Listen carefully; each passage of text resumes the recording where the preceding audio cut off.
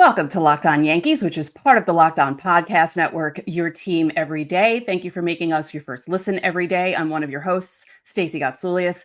This episode is brought to you by Booking.com. Booking.com, Booking.yeah. The right stay can make you a fan of any city, even your baseball rivals. Book today on Booking.com, the official accommodation partner of Major League Baseball. Get the Booking.com app today. With me, as usual, my co-host, Brian McKeon. Brian.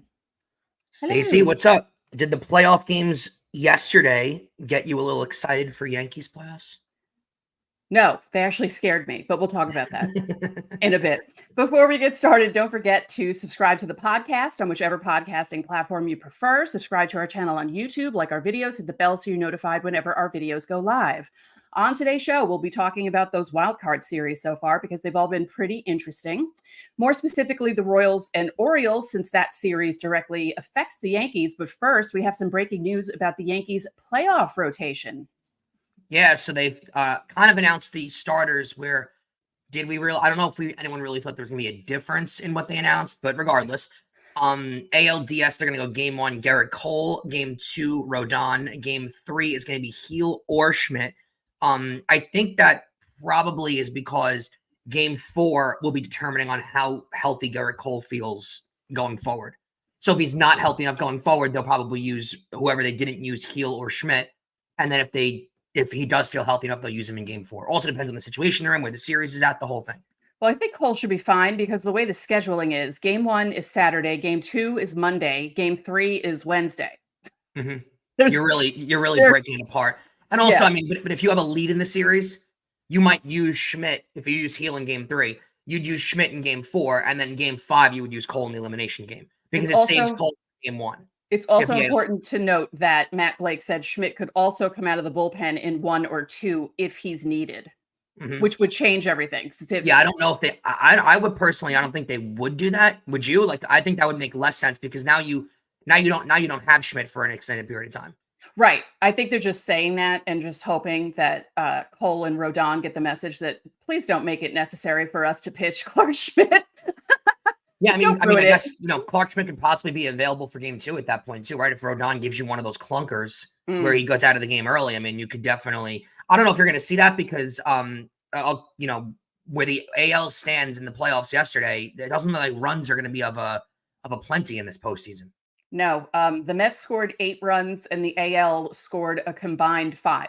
Yeah. 3 teams, 5 runs. So absolutely 4 crazy teams. What's going on so far. Yeah, so crazy. I know how to add. It's 4 teams, 5 runs, because the Orioles did not score 1 run, which is amusing because they could have. Westberg's ball, if they hadn't moved that left field wall back, would have been a home run. And I think it's really funny that Baltimore pushed that wall back because they were annoyed with their opponents constantly getting home runs there. And they've screwed that team a few times in important games with that wall where balls would have been home runs and they weren't. So it's just, I find that amusing. I was amused yesterday when they gave that stat. That ball would have been a home run in 28 ballparks, the only 2, Camden Yards and Pittsburgh. Yeah, not necessary to move it back like that. And you got to give credit to Cole Reagans.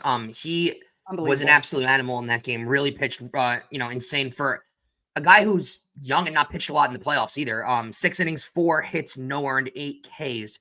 And the Royals bullpen was insane. Yeah. What would scare me if you're a Yankee fan is power lefty. Mm-hmm. Power lefty, and they're full of that in the Royals rotation. And the Yankees struggled with them in part in the last series they played with them. The Yankees can't hit lefties this year. It's been a problem all year. So, we'll see. It's not like the Royals necessarily were hitting in this game either. Yep. Other than a Bobby Witt Jr. single in the 6th inning, you had nothing. Right. So, I don't know if you can necessarily, be scared of the Royals offense. I'd be scared of the Royals pitching. Right. If they advanced. Yeah, because if you've seen in most of the games, aside from the Mets Brewers, scoring is at a premium. You're not going to see a lot because the pitching is going to hold guys down. And that game between the Royals and Orioles scared me on both sides because the Orioles pitched well too. They only gave up 1 run. So in the playoffs, you got to be really careful because 1 run can win a game Well, it's a mantra to what we talked about all season, right? I mean, how important little fielding mistakes can be, right? Like little errors that those lead to one run. That can be an entire game.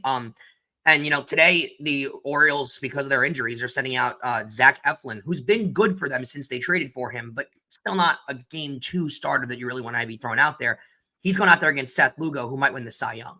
Right. When you look at all of the pitching going forward with Baltimore, this game to me in game 1, or at least the whole Major League Baseball showed, bullpens are going to be really important, and length out of your starting pitching is going to be really important. You can't afford to have guys going 4 innings and then hoping that the bullpen can squeeze through. It's just not what's you're not going to win playoff games like that. You're just not. And yeah, this series, you don't want to count out anyone yet because it's just one game. But personally, I think after watching game 1, I still enjoyed the 1-game playoff more than 3 games. I still think it's just a better outcome to start a postseason with a game 7. I don't think there's anything better than that. But regardless, if Kansas City beats Baltimore and if Detroit beats Houston, which we'll get to that series in the next segment, I don't want to be Mr. Hot Take or anything like that. The Yankees have no excuse not to get to the World Series. If your opponents are Cleveland, Kansas City, and Detroit going against the Yankees, the combined payrolls for the 3 teams is not even half the Yankees' payroll. And I'm not saying that you should win based on payroll, but Stacey, that out of any year in the past, if Houston's out this early and if Baltimore's out this early, you have no excuse not to win a pennant. No excuse. Yep. Speaking of the Yankees, they worked out at the stadium on Tuesday. Garrett Cole threw to live batters, one of them Ben Rice, who crushed a home run off him into the bleachers. And the sound that ball made in the empty ballpark hitting the bleacher seat was so jarring. It sounded violent, actually. It was like, whoa, like that was so loud. I'm not worried about Cole. I'm not. I'm happy Ben Rice is hitting the ball because that would be a good addition to the lineup if he can maybe turn on one and hit a home run, because I actually have more faith in Ben Rice doing that than I do in Anthony Rizzo, which is really sad for me to say. Really? Yeah. Right now. Yeah. Rizzo with the injury.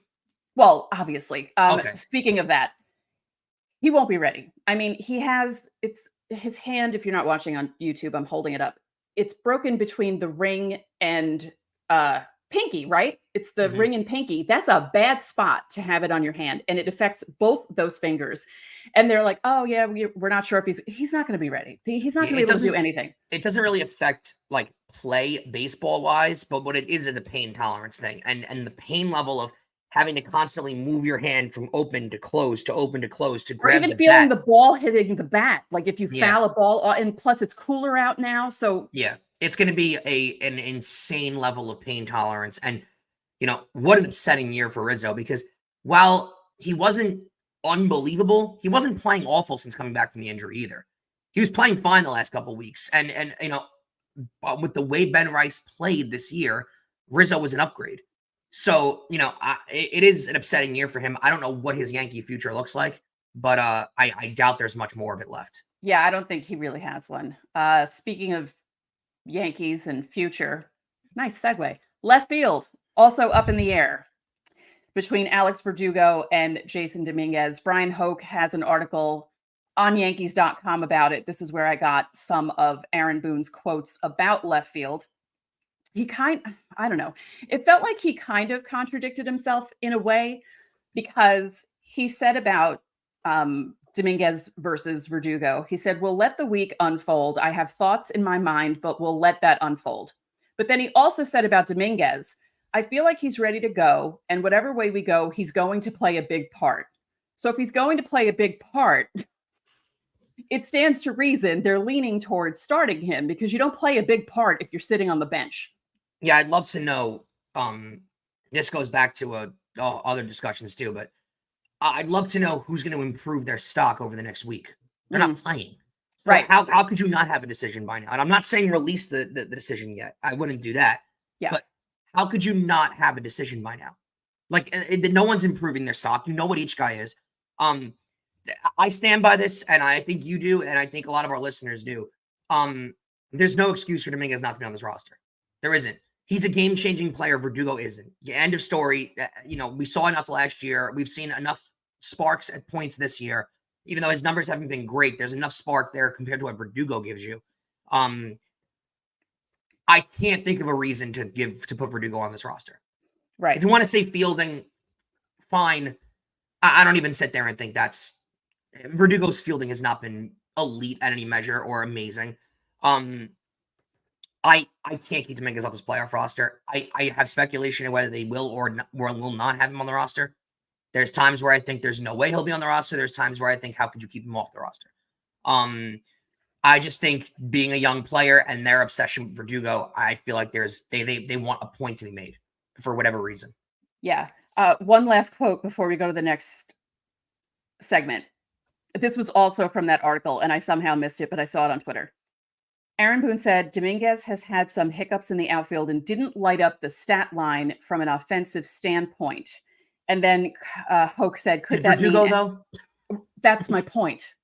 That's my point. If Dominguez had played as much as Verdugo this season... Yeah. I keep saying Verdugo first. Dominguez would have much better numbers. Plus, as I keep saying over and over again, he knows how to steal bases. When he gets on base, he knows how to create havoc on the bases. And that puts him a step above Verdugo, in my opinion. Okay. Don't forget, subscribe to the channel, hit the like button on our videos, hit the notifications so you know when our videos go up. Normally, I would tell you to reply to the pinned comment, but we're not doing that this week because the Division Series starts on Saturday. Friday, it's going to be all about the Division Series. Fan Mail Friday should return next week. But there's a Locked On Yankees Insiders Club. The link is in the description. And if you're in the Insiders Club, you get top priority on Fan Mail Friday, but you also get text from us, and you can text us reactions to the games, questions for Fan Mail Friday. You can text us anything you'd like. So coming up next, let's discuss the rest of the Wild Card series because boy, oh boy, have they been interesting.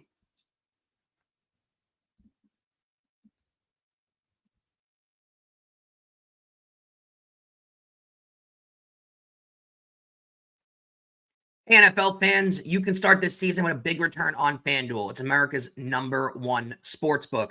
So when you get a hunch in the middle of a game, you can check out the latest stats, view live play-by-play, and so much more on the same page where you can place all your bets. Guys, if you're not getting involved in baseball postseason series betting, I don't know what you're doing. You can bet every single series out on FanDuel.com. Bet the series. And guys, a little bit of information here.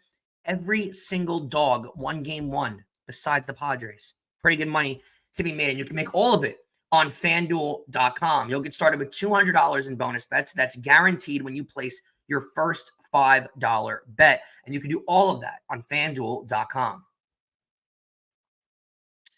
And Locked On Yankees is also brought to you by PrizePicks. And PrizePicks is America's #1 daily fantasy sports app with over 5 million active members. PrizePicks is the easiest and most exciting way to play daily fantasy sports. And unlike on other apps, on PrizePicks, it's just you against the numbers. All you do is pick more or less on 2 to 6 player stat projections and watch their winnings roll in. You can now win up to 100 times your money on PrizePicks with as little as 4 correct picks. If you want to turn your PrizePicks, you want to pick your PrizePicks alongside Drewski, Joe Budden, and MMA Sugar, Sean O'Malley. You can now find community plays. They're under the promos tab of the app to view entries from some of the biggest names in the PrizePicks community each week. PrizePicks puts their members first, so with all withdrawals are fast, safe, and secure. When my picks hit, I get my money in as quick as 15 minutes. Download the PrizePicks app today and use code LOCKEDONMLB to get $50 instantly when you play $5. That's code LOCKEDONMLB on PrizePicks.com to get $50 instantly when you play $5. You don't even need to win to receive the $50 bonus. It's guaranteed. So join PrizePicks. Run your game. And don't forget that you can catch every pitch of the Yankees' hometown broadcast with SiriusXM. Just download the SXM app and search the word Yankees.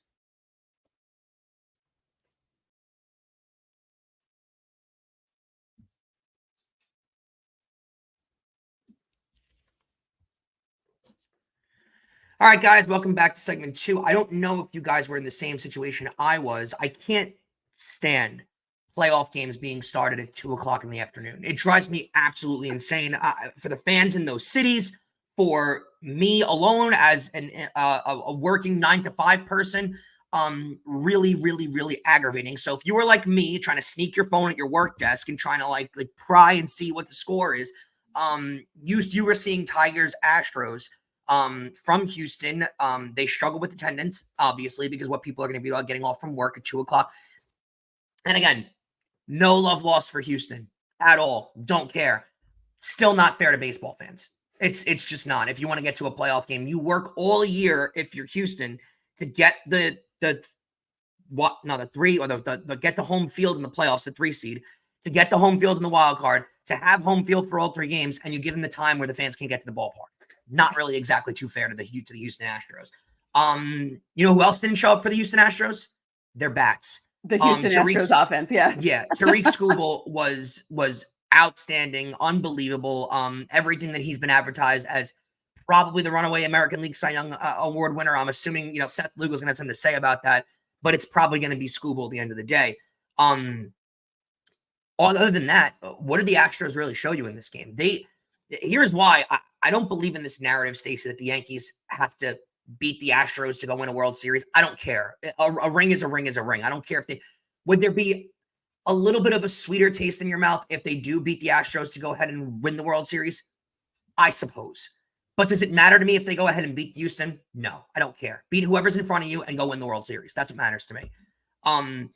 But damn, the Houston Astros do not look like the same team they looked like in years past. No, thankfully. I thought you mentioned the attendance problems, and there was one shot when I was watching the game, because I'm one of those work from home people, so I don't care about the start times, but I do agree that a 2:32 start is ridiculous on a Tuesday. And I get that and Wednesday, because it's the same thing today.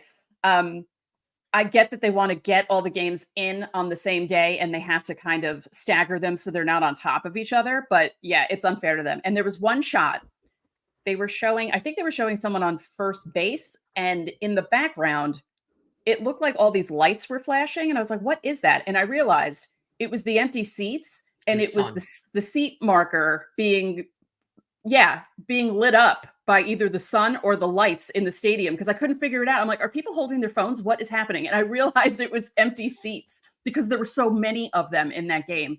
The Astros didn't show anything until the very end. Yeah. And let's be real. That hit by Hayward could have been. You're right. I thought that off the bat, honestly, when I saw it. Like, I thought that ball was getting out it was like, oh no. And the reaction on Twitter was really funny, because people were like, oh God, here come the Astros. Like, come on. And I follow a lot of Tigers fans too. So it was just funny seeing the difference between the fans and how it was everyone was reacting, because the majority of people were rooting for the Tigers in that game. Obviously, only Astros fans were rooting for the Astros. But big win. Tariq Skubal is just unbelievable. He gets hit with a ball. He comes back out, finishes the inning, or, comes back and finishes the inning, like on a high note too. I mean, just fired up, and he's just really amazing. And even with the attendance being low, the Houston fans, when they boo, even if there aren't a lot of people in that ballpark, they are loud, and they were booing at everything. They just reacted to everything. It is a hostile environment in that place. So the Tigers might actually be thankful for the fact that the games are earlier, because would it be really loud if they had a full house. What I will say is, and what's a little upsetting for baseball fans, is all we hear over the last couple of years that baseball has become this ultra regionalized sport, where it's not this national thing anymore. It's more of just, you only care about it in your region, and people pack the buildings for your region. That's it. That to me makes more of an emphasis on crowd. Makes more of an emphasis on allowing people to get to these games. You could stagger the AL and the NL, or where just AL plays on Tuesday, NL plays on Wednesday. I know MLB, NHL, and NBA playoffs wind up doing that a lot. The NFL is able to stagger their games, less games, obviously. But and they do that in the division series. It's just because of the wild card being it's not necessary. The solution, if they want this to be this way, and I really hate saying this, either you shorten the regular season by a week and make it not 162, but make it 154, 155, and then have that extra time for the wild card so you can stagger them so they're not on top of each other. But who really wants to see that? I mean, I know some of us the 162 is a lot, but that might be the only solution. Quickly, Tyler Holton. I don't even know who Tyler Holton is, but he is starting for the Tigers. I don't know if he's an opener or if he's a starter. And Hunter Brown, who's done pretty well this season, is going for the Astros. Yeah, So. add a little bit of a wariness for who's going to be starting those games for them. I think if you're the Tigers, you can't let the Astros gain momentum here, though. Like No. you got to close it out here. You can't You give can't let them it go to 3. You can't. Yeah. Nope. Next, the New York Mets, the scrappy, unstoppable New York Mets playing the Brewers, who never show up in the playoffs. Ever. Ever. It's crazy. The Mets. This game was over from the start. It felt like the Mets went down early, and there was no panic, no anything out of them. They go down 2-0 early, immediately come back, and then just take it from there. Severino was electric. He was unbelievable for them. He did enough in a playoff start too, which is something that we didn't see out of Severino as a Yankees. Right? He had a couple good playoff starts, but you saw it in the wild card game. Right? Runs in the first inning, meltdown, starts walking, and that was it. Whereas this was a professional start. Right? Yeah. Gave up 4 runs, but got. He wasn't. Let's. He gave up 4 runs. He was fine. He was good because the offense came back and scored 8. So it's not like he was that electric. Because I think electric, and I think what Cole Ragans did, and what Tarek Skubal did. Sevy was fine. 4 runs over 6 innings, held it down, and the Brewers had runners on base through a lot of opportunities there, and he didn't let it blow up ever. Right. That's the point I was making. Which that's is a what you need good to do thing for Severino because he does have that tendency. But it just seemed familiar to me that the 4 runs, then the offense comes back, and I'm like, yeah, that's a Severino playoff start. Sean Manaea will go for the Mets in game 2. He's been really good for them. He'll go against Frankie Montas for the Brewers. Familiar face for the Yankees for sure. All these familiar former Yankees. All over the postseason. Not with good numbers, though, so it doesn't really make you feel bad. Yeah. And then let's talk about Michael King. Oof. Okay. If you're an everydayer, if you've been listening to the show since I started hosting, you know that last season I was all for Michael King being in the rotation. I was excited about Michael King being in the rotation. I really wanted it.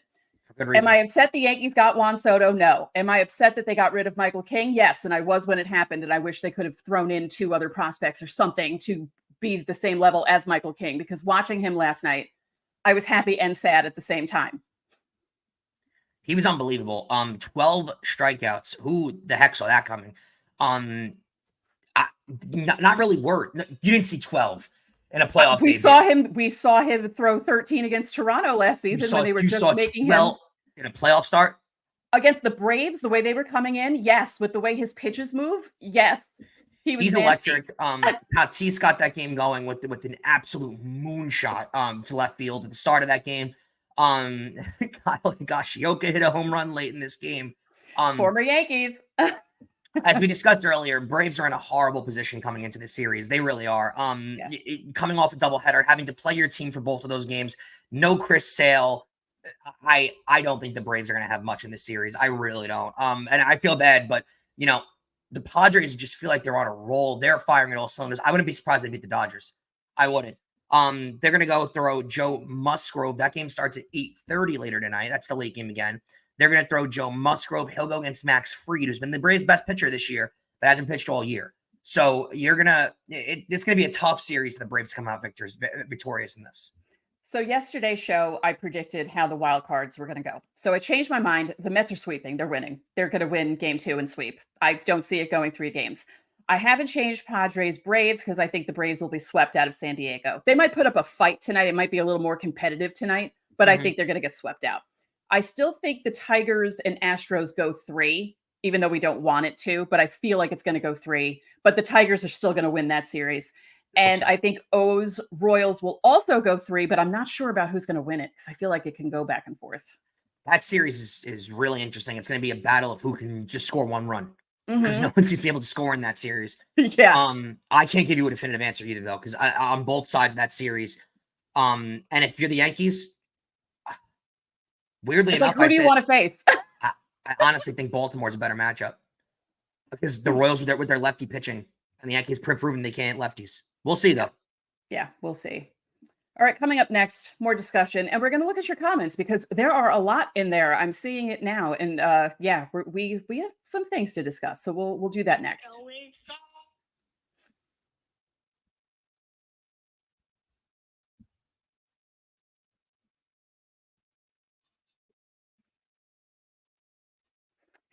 This episode of Locked On Yankees is brought to you by Booking.com. Booking.com, Booking.yeah. Explore those U.S. cities you always secretly wanted to learn about.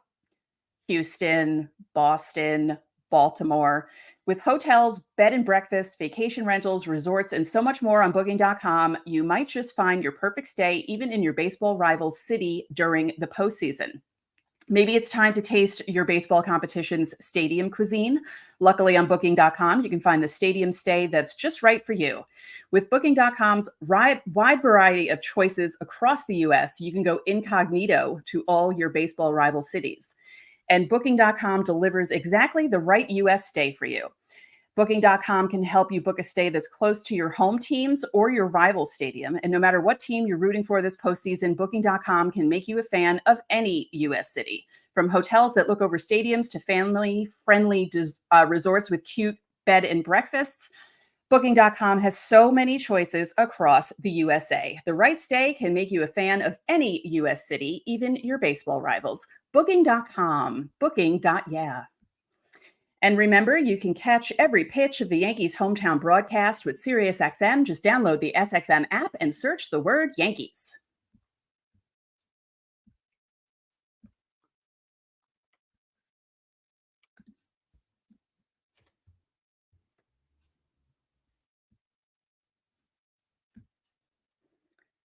So we see, let's see, there are a few of you in here. Happy Wednesday. It's Wednesday. This week feels like it's going fast for some reason. I don't know why. But let's see what some of the comments are saying.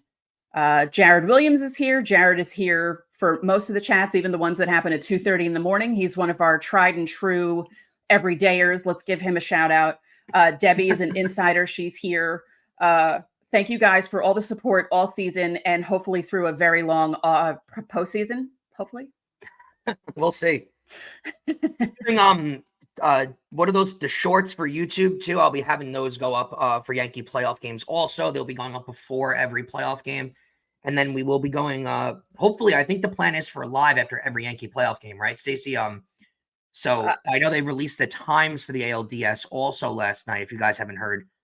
Saturday, we'll get the first playoff game. I don't know why. Major League Baseball decided to stack all 4 game ones on at once. I guess because you can play afternoon games on Saturday. But again, who wants to go to a playoff game in the afternoon? It also, like, makes no sense. I can go on for hours about this, but we're not going to play a game on Friday because that makes sense. We're going to play all the games on Saturday. 1 o'clock, you're going to get Guardians versus the Astros or the Tigers. 4:08 on Fox, you'll get Phillies versus Brewers or Mets, which if it's Mets Phillies, that's going to be crazy. A lot of fun.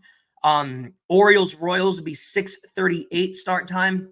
They will play the Yankees. That'll be in the Bronx.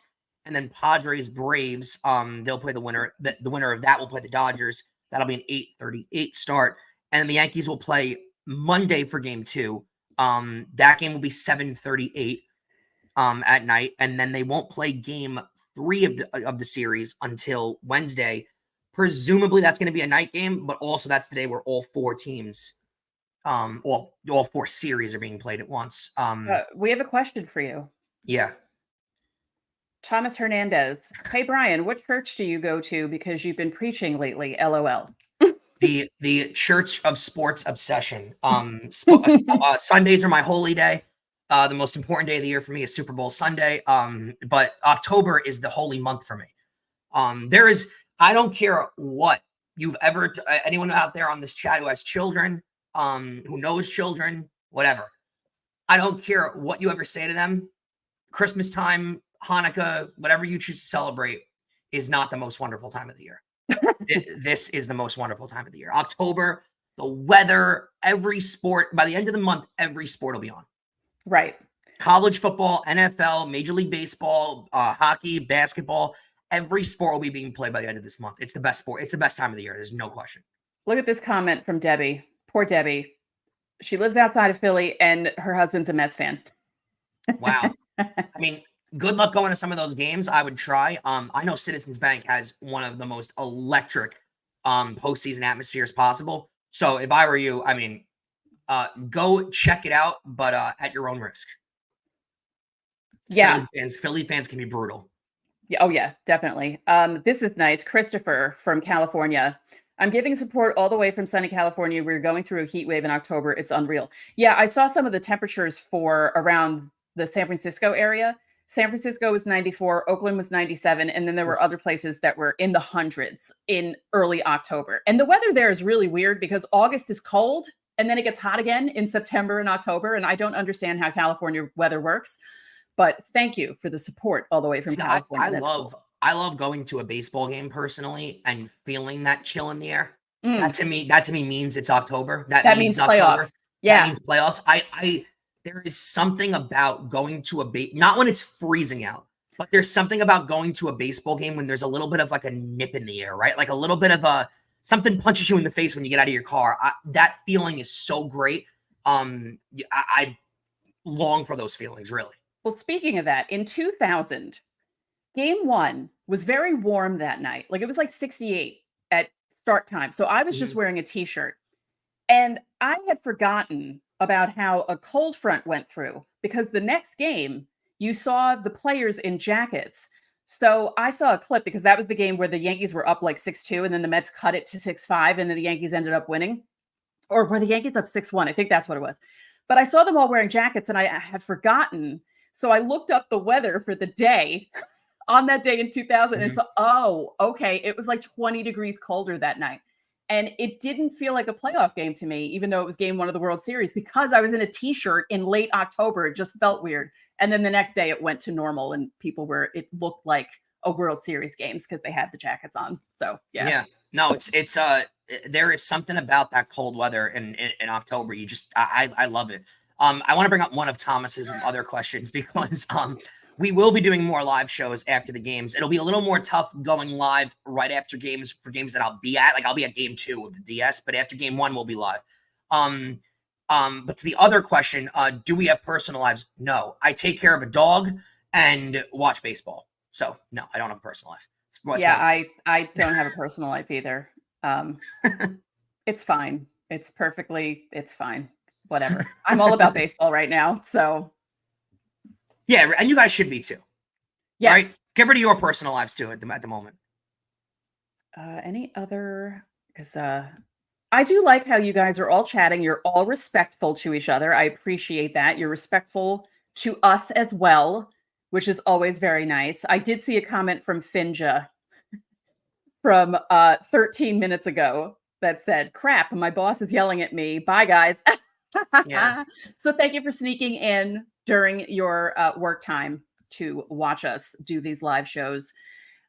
This week was just iffy, mainly because the Yankees aren't playing and Brian had different days off. So we figured instead of doing it at night, why not do it during the day, do it live with you guys here. And again, thank you for all your support. You guys are just really fantastic. Yeah, and we get plenty of you guys that come in on at random times too at noon on a weekday. It's really impressive. We really appreciate it a lot. Yeah. You come in at noon on a weekday. You stay up for premieres if I'm late editing at 2:30, sometimes 3 a.m., which is incredible. For the California people, that's midnight. For the East Coast people, that's late. You should be going to bed. So we appreciate that very much. One more thing. Okay. Here's a comment from Eddie V9. I don't know about you guys, but I would rather face KC and not Baltimore. I have a hard time with this argument of like who I'd rather face or not. I think the Yankees fare better against Baltimore, to be honest with you, just because of the lefties that KC can throw out there. You're gonna face who you're gonna face. Right. At the end of the day, you gotta go ahead and face who you're gonna face. You can't pick and choose your opponents. So that's what I would do. Yeah. I wouldn't bet for anybody. I also think people need to be careful with I want to face so-and-so, because that can also bite you in the rear end where you think, oh, we're going to beat you. We're going to steamroll these guys. And then it doesn't go that way. Quickly say, be careful what you wish for. Yes. Oh, yep. See, Debbie got it. I beat you to it, Debbie. Mm-hmm. Yeah. Right. See, Jared gets it too. Yeah. I personally hated after the wild card game against Oakland, when in 2018, when Yankee fans were chanting, "We want Boston" on the way out of the stadium. I did because that was the year Boston won 108 games. Yeah, and why? They were steamrolling everybody, and they wound up steamrolling the Yankees. So I didn't like that year. Yeah, no, that's You never learn. It's also the lesson that you need to learn when you're at the stadium. Don't chant F Altuve, because it seems like every time you do, he hits a home run or he gets a double or he does something. So I think people have learned their lesson with that. But yeah, it's always be careful what you wish for, be careful who you wish for in a situation. And we're almost there. It's only Wednesday, though. We have until Saturday. And I get Yeah. the reason for the day off Friday, because there might be rain. I mean, with the way the weather's been the last. And this is a crazy concept, I know, but you could build indoor stadiums. Well, that too. With the way certain teams have replaced their former stadiums so quickly, replacing the 25-year-old model with a brand new one like Leonardo DiCaprio, we might see. Hey, it's You've true. heard that joke somewhere. There's no way you just came up with that one. You read that on Twitter somewhere. No, I came up with that. My brain works sometimes. The funny part about it, I can make that joke though, because DiCaprio's my age, which makes it even more iffy. Houston indoor stadium, Baltimore, I guess that is 25 years old. They're probably due for a new one. Padres, San Diego, you don't plan for rain as much. Okay, Brewers indoors. No, Camden Yards is almost 35 years old. Yeah, okay, so they're due. They're definitely due for a new stadium. The days of 70, 80-year-old stadiums are beyond gone at this point, by the way, guys. I don't know if you guys have realized. I think you'll have a new Yankee Stadium by like 2050. Oh, yeah. It might even be sooner than that. It could be like 2040 or 2045, depending on how the weather goes and how much rain happens in the next. They'll just put it where the old one was. Yeah. They'll put it where the old one was, and hopefully it'll have a roof on it. Yeah. I think that they might actually. I don't know if they could do a mandate, but they might have to, because I would love it. I'm all for it. And you know what? I'm crazy enough where, and they won't do this, but I would root for this. A game in October, a playoff game, I'd leave the roof open. I would. If it's not raining, let it be cold in the building. I don't care about that. I like that. I like the cold October chill. But what I don't like is a game in July that you have plans to go to and you plan with your friends to go to, or people try to get off, you're taking your kids, whatever the story is, that you're trying to get to a game and you can't because it's raining, or it might rain, or you don't know if it's going to rain, or it's back and forth and you're checking the weather all day. That's what I don't like. I mean, there's too much of that now. There is. Like, it's not a sport where you can play in the rain. I don't know what we're doing. I don't. It's ridiculous. Kevy 2 times. I live in St. Pete. Makes a huge difference to have AC. Well, yeah. I mean, yeah, but that stadium's also garbage, so I've been there. I could say that. Yeah, I didn't say it. I usually do. I call it the slop. I've never even been there, but my brother and father went there. I think they went to a game like 23 years ago together, and my dad loathed it. He just didn't like it at all. To Hollywood, Florida a few years ago, just north of Miami, and I rented a car and drove 3 hours north to Tampa. And then 3 hours south after the game back to my hotel. So 6 hours of total driving to go see the Yankees play the Rays in Tampa at the Trop.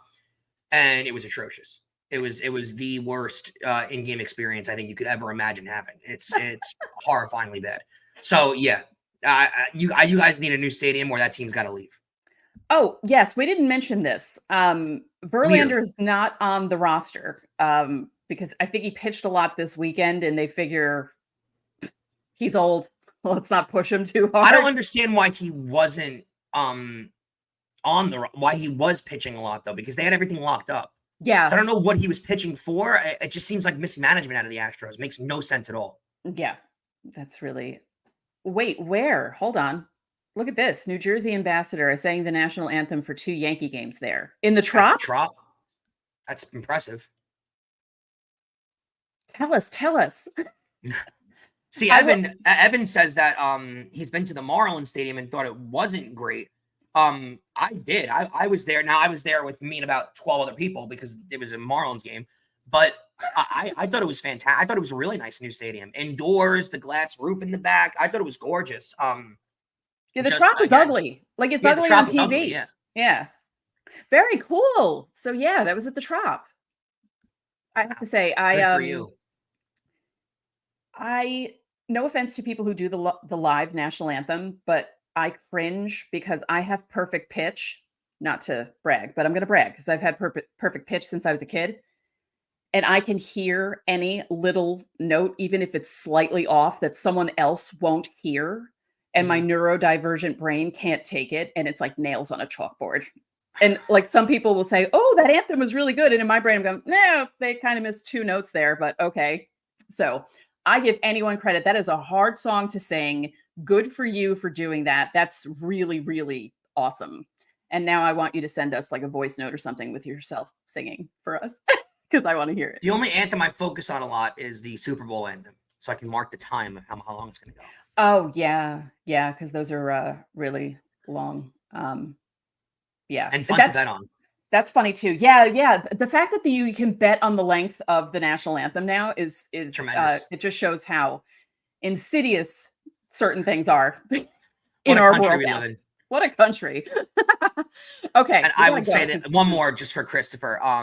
Yes, I would absolutely attempt to get to Yankee Stadium for a playoff game. There are few baseball atmospheres that are electric in the postseason and a different experience. Yankee Stadium is one of them. So I would absolutely try and get there if you can. Yeah, and we're 15 years in, and if the 2017 games against Houston didn't prove that the playoff atmosphere is insane at the new stadium, then I don't know what to tell you. Yeah, agreed. Yeah. All right. Well, thank you guys for joining us here. One more time, you can catch every pitch of the Yankees hometown broadcast with SiriusXM. Just download the SXM app and search the word Yankees. We'd like to thank you for making Locked On Yankees your first listen. Now go check out the Locked On MLB podcast. Prepare for the Fall Classic with Sully, who has it all covered every single day. He had a lot to talk about. He's going to have a lot to talk about for the next few weeks. The link is in the description for Locked On MLB, so you don't need to search. It's part of the Locked On Podcast Network, your team every day. And make sure you check out the Locked On Yankees postcast right here on the Locked On Yankees podcast feed, audio, as well as streaming on the Locked On Sports New York YouTube channel. Get rapid reaction to all the biggest moments with the Locked On Yankees postcast. So that'll do it for this live edition of Locked On Yankees. I'm Stacey Gotsoulias. And I'm Brian McKeon. We'll catch you guys later.